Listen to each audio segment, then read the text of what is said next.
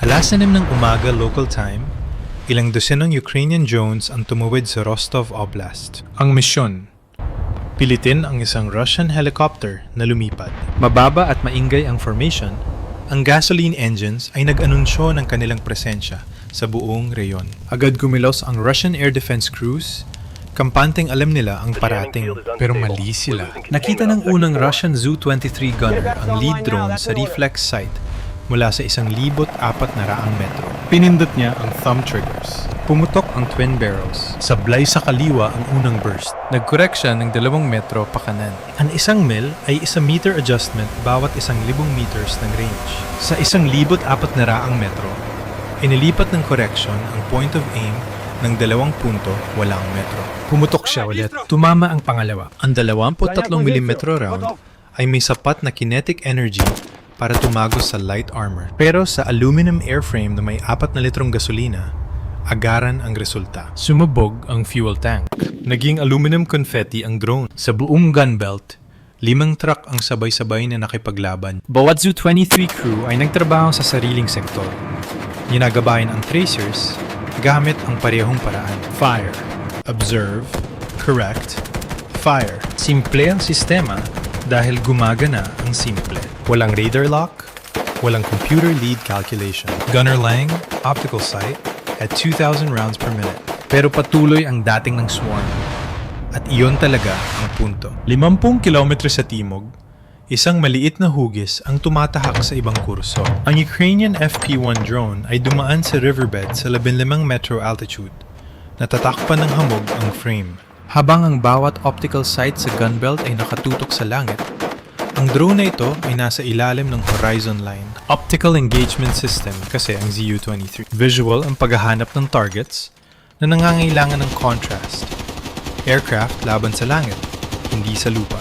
Dahil sa flight path ng FP-1, lupa ang nasa likod nito mula sa anumang anggulo. Kahit tumingin ang gunner sa riverbed, makikita lang niya ay halaman, tubig, o anino. Ang gray composite skin ng drone ay kakulay ng tatlong ito. Ito ang kaibahan ng stealth at geometry. Hindi invisible sa radar o infrared ang FP-1. Sadyang umiiwas lang ito sa tingin ng mga sensors. Sa loob ng 6 na minuto, winasak ng Russian gun belt ang 11 drones. Uminit ang mga barrel malapit sa limitasyon. Paubos na ang ammunition sa buong belt.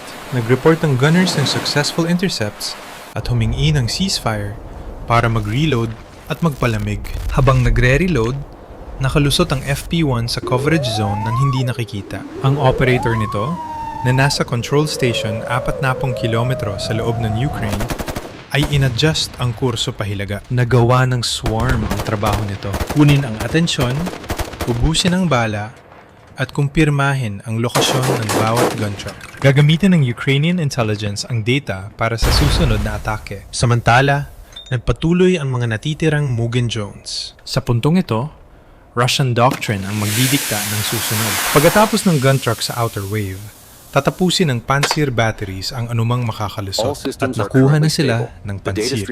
Na-detect ng engagement radar ng Pantsir S1 ang mga drones sa 6 na punto, 2 kilometro. 7 airframe sa isang cluster, bawat isa ay may malinis na track signal. Kinalkulan ng fire control computer ang intercept solutions para sa 7 ng sabay-sabay. Umikot ang turret. Tumaas ang parehong 30mm autocannons sa firing angle. Inaturisa ng battery commander ang release. Iba ang engagement sequence ng Pantsir sa gun trucks. Walang tao na naggagabay ng tracers. Tinatrack ng 1R, S2-1E radar ang bawat aircraft at ina-update ang lead solution 60 beses kada segundo. Ang trabaho lang ng gunner ay kumpirmahin na hostile ang target at pumindot. Lumabas ang round sa barrel sa bilis na 700 at 60 metro bawat segundo. Sa bilis na yon, ang 6.2 kilometro engagement ay higit 6 na segundo lang. Hindi kailangan ng direct impact. Bawat 30mm round ay may proximity fuse, isang maliit na radar na sumusukat ng reflected signal. Kapag tumaas ang return intensity, sasabog ito. Ang pagdaan sa loob ng 3 metro ay pasok sa fragmentation cone. Nawala ng buntot ang unang drone dahil sa airburst 2 metro sa likod nito. Ang pangalawa ay tinamaan ng shrapnel sa fuel tank. Ang pangatlo ay nawasak ng sumabog ang round sa ilalim ng pakpak. 7 targets, 19 na segundo. 38 rounds ang ginamit. Isang mathematical efficiency na sulit sa bawat ruble ng development cost nito. Samantala, nasa 8 kilometro sa silangan ng FP1 nang matapos ang engagement. Dumaan ito sa daanan na naglagay ng lupa sa pagitan ng airframe at radar ng Pantsir.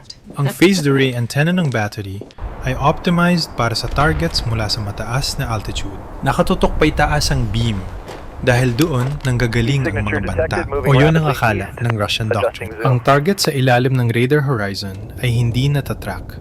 Ang target na may cross-section na mas mababa sa minimum threshold ay filter bilang clutter. Pasok ang FP1 sa pareho. Para sa fire control ng Pantsir, hindi ito nag-exist. Nag-adjust ang Ukrainian operator ng 3 degrees north papunta sa isang intercept vector na hindi pa mahalaga sa susunod na 15 minuto. Habang umuusok ang mga bumagsak na drone, nag-report ang Pantsir commander na tapos na ang engagement. Primary threat neutralized. Pero may mga leakers sa labas ng engagement envelope na papunta sa Rostov. Linggid sa kaalaman ng drone, ang Russia Verba manpads teams ay nag-scan na sa himpapawid. Naghahanap sila ng leakers, anumang pinalampas ng Pantsir. At ang FP1 ay palipad na direkta sa kanilang engagement envelope. Ang mga natitirang drones ay nakalusot sa Pantsir, pero pilay na. 2 ang umuusok. Isa ang gumigiwang dahil sa sirang pakpak. Hindi na sila effective, pero sila ay airborne at nag-e-emit ng signal, eksaktong inaasahan ng Russian doctrine. Naka-deploy na ang Verba teams sa buong oblast. Ang K-300, 33 Verba ang pinaka-advanced na manpads ng Russia. Nakaposisyon ang team sa rooftops, gilid ng gubat, at tuktok ng burol. Bawat gunner ay may launcher at nag-scan para sa heat signatures.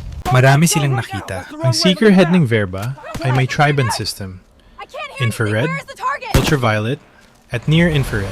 Kino-cross-reference nito ang tatlo para i-classify ang targets. Mas sophisticated ito sa lumang igla na pwedeng malinlang ng flares. Nire-reject ng Verba ang decoys sa pamamagitan ng pagkukumpara ng thermal signature, UV contrast, at silhouette. Kung magtugma ang tatlo, magla-lock ang missile. Agad na nagkasundo ang channels sa mga drones. Tinaman ng unang missile ang umuusok na drone sa 1,200 metro. In-engage ng pangalawa ang gumegiwang na drone.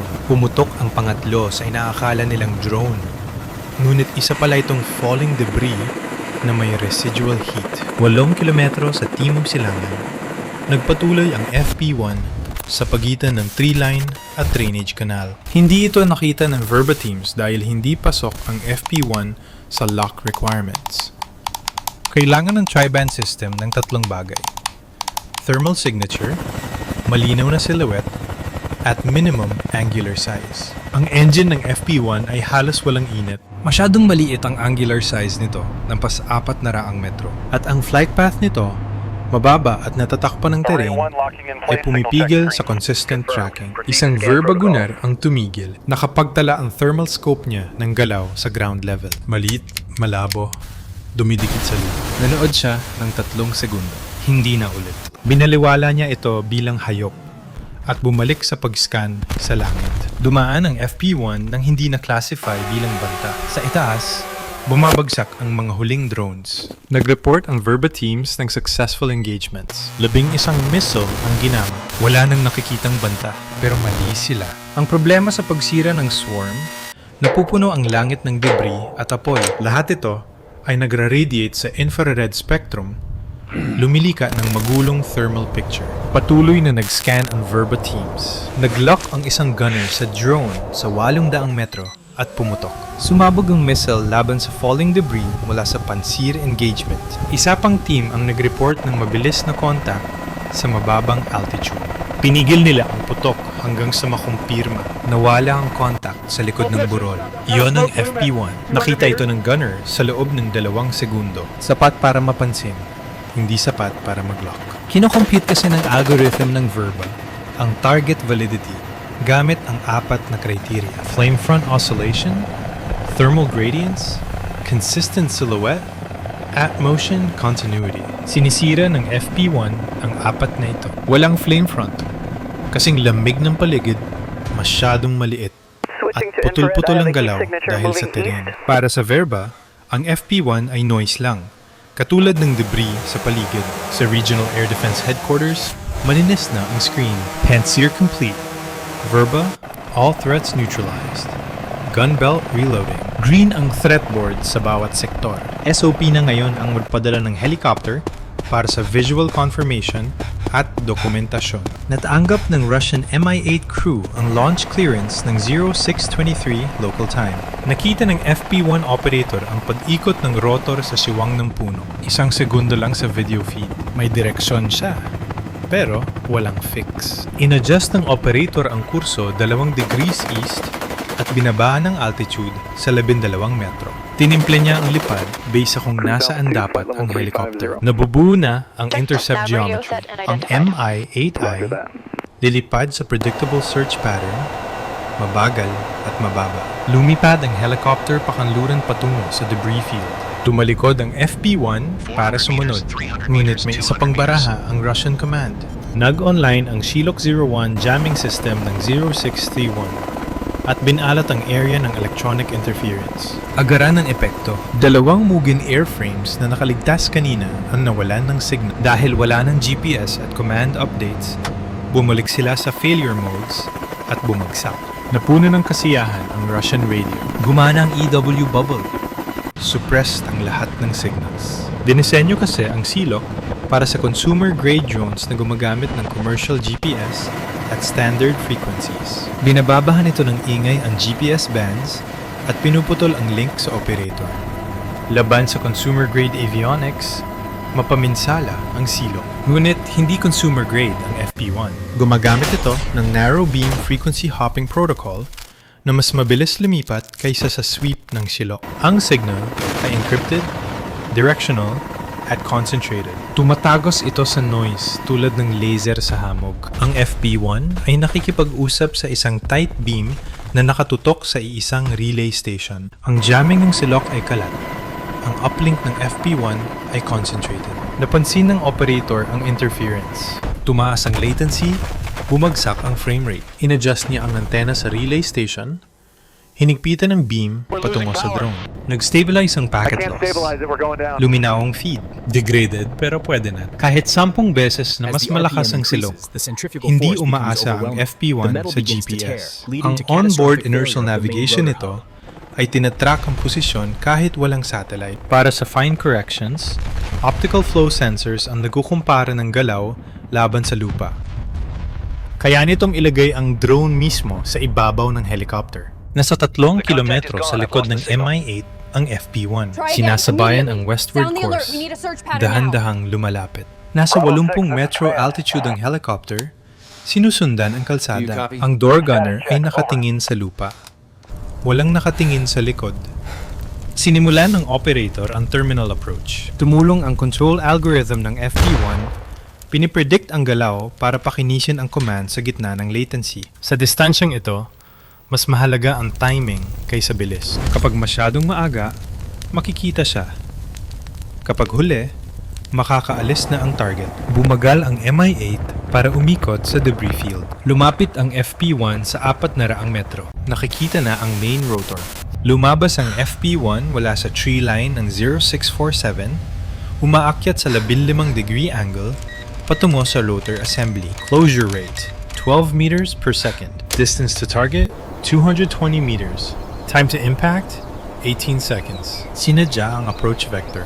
Mula sa likod at itaas, ang nag-iisang blind spot ng Mi-8. Nakaharap sa harap ang mga piloto. Ang machine gun ng door gunner ay para sa gilid at baba. Walang may mata sa 6 na o'clock high position. Umakyat ang FP1 sa butas niya. Ang door gunner ay nakatingin sa isang nawasak na mugi. Ang mga piloto ay nakafocus sa harap. Walang nakakita sa maliit na hugis sa likod nila. Sa 50 metro, ginawa ng operator ang huling correction. 2 degrees pa kanan para sa rotor disc. Sinukat ng sensors ang paglapit. Kalmado ang kamay ng operator. Ang algorithm na ang bahala. 20 meters. Impact. Tumama ang FP1 sa rotor mast housing. Sumabog ang warhead, Nagbaon ng steel fragments sa pitch control assembly. Naputol agad ang pitch links. Nawala ng control ang blades. Naging asymmetric hang lift. Isang blade ang pumalu at tumama sa pangalawa. Durog ang pareho. Ang natitirang tatlo ay napunit dahil sa imbalance sa loob ng 0.4 seconds. Bumagsak ang Mi-8 mula sa 80 metro ng walang rotor authority. Umikot ang fuselage bago tumama sa lupa. A Russian layered defense system, gun trucks, Pantsir, Verba, Silok, ay gumana ayon sa disenyo. Bawat layer ay nagtagumpay laban sa bantang dinesenyo nilang pigilan. Gayunpaman, ang drones ay distraction lang para sa totoong atake. Bawat bala, bawat radar sweep, bawat report ng Russia ay nagsilbi sa layunin ng Ukraine. Trabaho ng swarm na paniwalain ng Russia na tapos na ang laban. Trabaho ng FP1 na patunayan na hindi pa ito nagsisimula. Paalam muna sa ngayon.